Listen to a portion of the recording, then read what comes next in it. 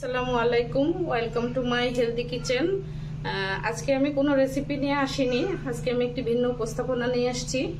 তো আমাদের ঐতিহ্য থেকে অনেক কিছু হারিয়ে যাচ্ছে আস্তে আস্তে। আমাদের কিছু রিচুয়ালস আমরা পালন করে থাকি, যেমন গায়ে হলুদ, বিয়ে এবং অন্যান্য অনুষ্ঠানে।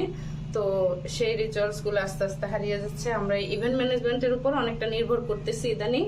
তো আমাদের যে পুরাতন ঐতিহ্যগুলো আস্তে আস্তে হারিয়ে যাচ্ছে। তো আমি সেজন্যই খুব সংক্ষেপে এবং অল্প জায়গার মধ্যে অল্প পরিশ্রমে কিভাবে আমাদের ঐতিহ্যকে ধরে রাখা যায় তার জন্য গায়ে হলুদের একটি ডালা সাজিয়ে নিয়ে এসেছি।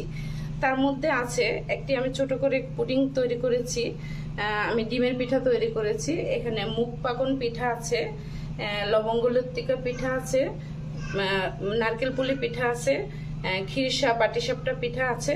তো এগুলো দিয়ে আমি একটা ছোট্ট ডালা সাজানোর চেষ্টা করেছি। তো আশা করি ভিউয়ার্স আপনাদের ভালো লাগবে। আর এই পিঠাগুলোর রেসিপি আপনারা পেতে চাইলে আমাকে কমেন্টে জানাবেন। আমি একটা একটা করে পরবর্তীতে এই রেসিপিগুলো আমি দিয়ে দেব। ভিউয়ার্স, প্রথমে আমি পুডিংটার কথা বলি। আমি পুডিংটা তৈরি করেছি, মিল্ক পুডিং এটা। এটার ইনগ্রিডিয়েন্টসগুলো হলো দুধ, এগার চিনি, আর কিছু না আর আছে এটা শুধু চিনি, একটু ফুড কালার দিয়ে উপরের অংশটা আমি তৈরি করেছি। এখানে পাটিসাপটা পিঠা আছে, পাটিসাপটা পিঠার মধ্যে খিরসার পুর দিয়ে আমি পিঠাটা তৈরি করেছি। আর এটা দুধ পুলি, নারকেল পুলি যেটা আছে এর মধ্যে শুধু নারকেলের পুর দিয়ে পিঠাটা তৈরি করা। আর এটা হলো লবঙ্গ লতিকা পিঠা, এটার মধ্যেও নারকেলের পুর দিয়ে করা। আর এটা হলো মুগ পাকন পিঠা।